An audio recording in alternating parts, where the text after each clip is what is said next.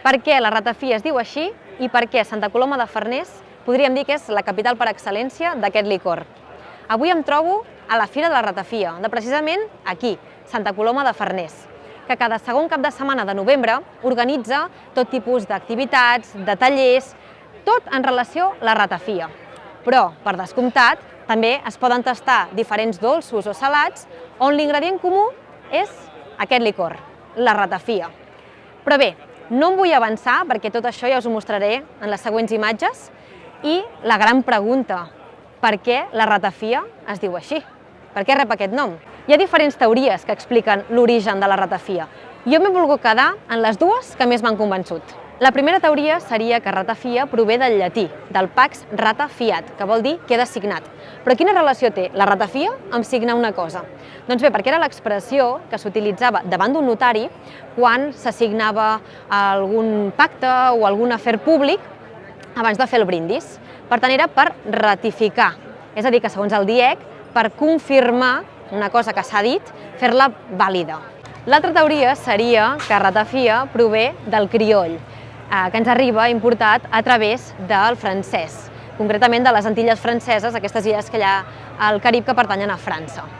Allà els indígenes, al segle XVII, tenien la tafia, que eren els roms fets amb aigua ardent que s'obtenien de la canya de sucre i que eren macerats amb fruits. Això ho coneixem gràcies a un text de Pere Labat del 1675 de l'illa de Guadalupe que parlava d'aquest licor, de la tafia.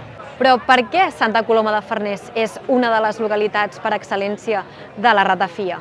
Doncs bé, he pogut parlar amb en Jordi Casasallas, el president de la confraria de ratafia, per saber-ho. Va començar de la manera més casual possible.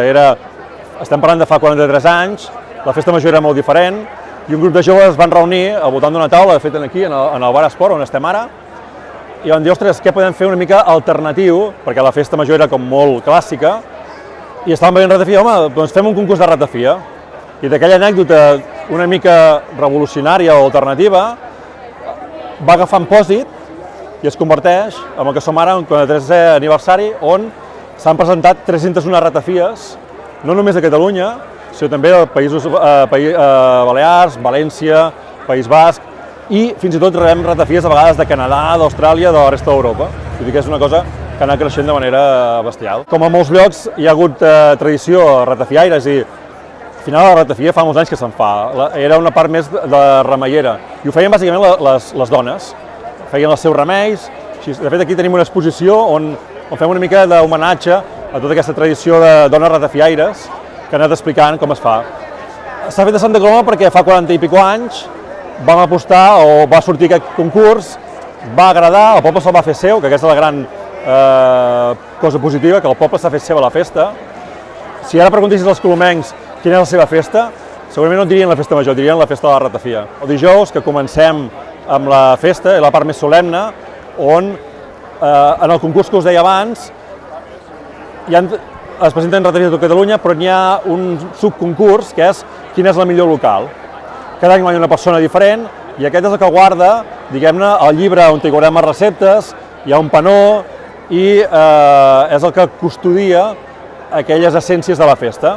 El guarda durant l'any a casa seva i nosaltres el dijous anem a casa seva en processó a buscar-ho i ho portem a la plaça i obrim la festa.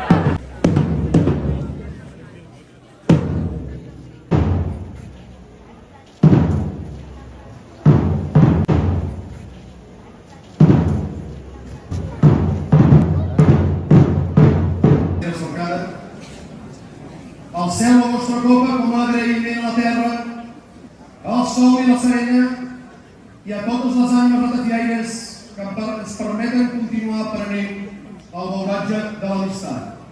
Brindem per obrir la temporada ratafiària.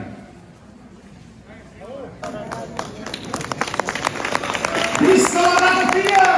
I el darrer dia fem al revés. Acabem la festa, recollim el panó i el llibre i el portem a casa del que ha guanyat l'any que toca.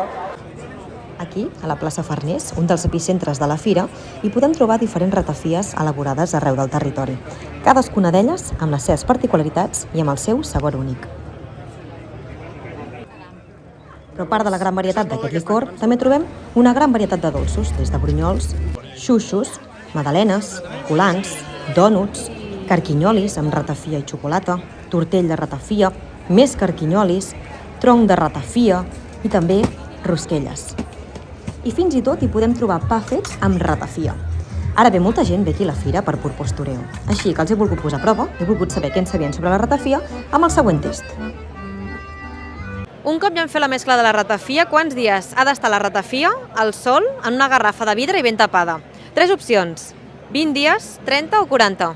40? Hòstia, diria al mig que has dit, no? Ni 20 ni 30. 30? 40 dies. Passats aquests 40 dies, què s'ha de fer? Ja es pot veure? S'ha de deixar envellir 2 mesos més? O un cop tens feta la mescla, no t'has d'esperar pas 40 dies? Jo diria que t'has d'esperar 2 mesos a envellir, no? Molt bé. 2 mesos més s'ha d'envellir. Jo diria 2 mesos. Molt bé. M'ho han xivat aquí, eh? No t'has d'esperar pas 40 dies.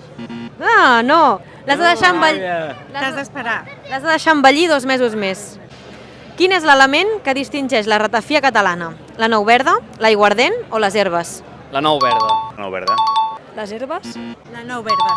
A veure, la ratafia és típica de les comarques gironines i a les comarques centrals i occidentals del Pirineu. Ara bé, també trobem un licor igual a la Provença i a Itàlia, però té un altre nom. Quins noms creus que té? El primer que et diré fa referència a la Provença i el segon a Itàlia. Sant Joan i Nocciolo, jo ho pronuncio a la meva manera, Sant Pere i Limoncello o Sant Jaume i Fernet. Sant Joan i Nocciolo. Molt bé. En part té lògica, perquè per Sant Joan és quan es prepara la ratafia. La primera. Limoncello, aquesta. No. No? La de Ferner. Sant Jaume i Fernet. Trobem receptes de ratafia que daten al segle XVIII. Ara bé, a Catalunya, les més antigues, són precisament d'un colomenc, al 1842. Com es deia aquest colomenc?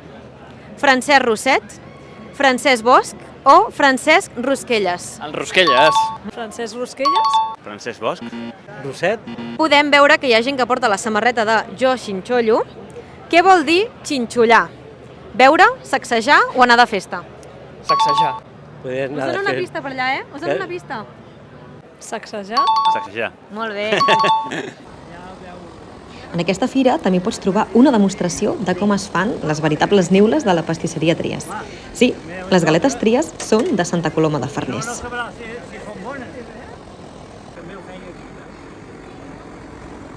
A part de molta varietat de menjar i de ratafies, també podem trobar tota mena d'activitats per aprendre encara més sobre aquest licor. Des de degustacions, tallers sobre com destil·lar a casa i moltes altres activitats. Ja ho veieu, cau la nit, però puja el ritme. Espero que el proper cop que brindeu amb ratafia per tancar un pacte sigui tan bo com aquesta fira. Xin, xin! Que yo digo,